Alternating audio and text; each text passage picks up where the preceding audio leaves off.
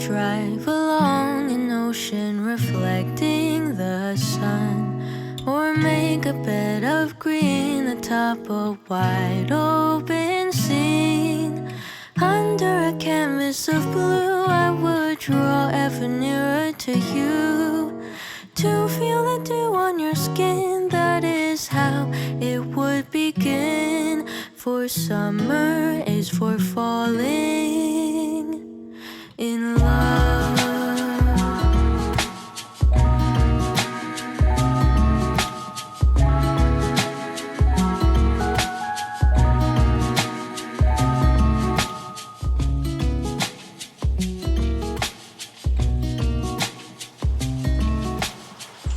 Welcome to beautiful sunny Ontario, Canada, where the temperature is 10 degrees Celsius and dropping fast. The ever-looming presence of winter is about to crash down on us. What's going on with you, Justin? What are you up to?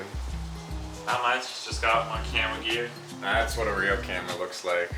But anyway, that's not what we're here to talk about. We're here to show off a lightweight 300-gram camera that you can just throw in your pocket. It's barely bigger than a cell phone.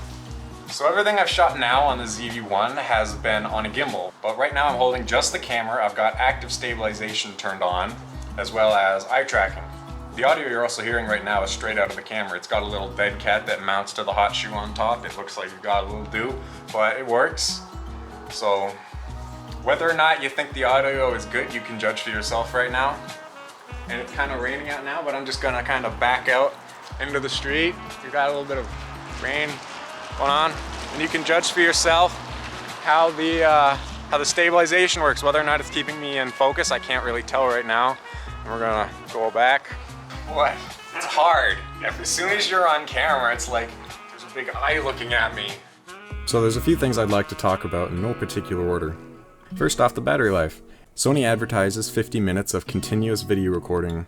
For the most case, this is probably about right, though in the times I've gone out for it, I found it to be closer to 30 to 40 minutes, give or take, though it's entirely possible that the cooler air here has an impact on that. The low light performance I find ties pretty directly into the use of the ND filter. As shown in the clips here, you can see in the bottom left that I do have the ND filter on. And based on my experience with that, I can't really recommend the use of it unless you really need the slower shutter speed.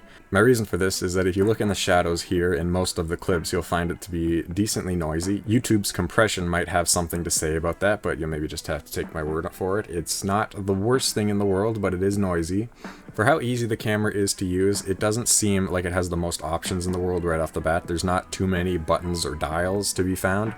However, there are still a lot of options to be found in the menu. So what I would recommend is to go through the menu and save everything you use frequently to the custom menu you can find in the last tab. I've been trying to get in the habit of this, and it's definitely saved me a lot of time rather than fumbling through almost 30 pages every single time I need to change a setting. For photo mode, the screen is plenty bright in the sunlight and you can see it generally without many problems. It's rather impressive actually. However, when switching to video mode, it dims itself rather significantly. I'm assuming the reason for this is either for temperature or battery life, but whatever it is, it's rather annoying, and in direct sunlight it's more or less impossible to see the screen. However, to be honest, many of the cameras I've used up to this point have suffered from the exact same issue, so it's not particularly the end of the world. It's annoying, but you can generally get past it. Anyway guys, that's pretty much it. I hope you enjoyed listening to my thoughts on the Sony ZV-1. If you did, that's cool. I'm glad you gained something from it. If not, then, well, you're here anyway, so what are you gonna do?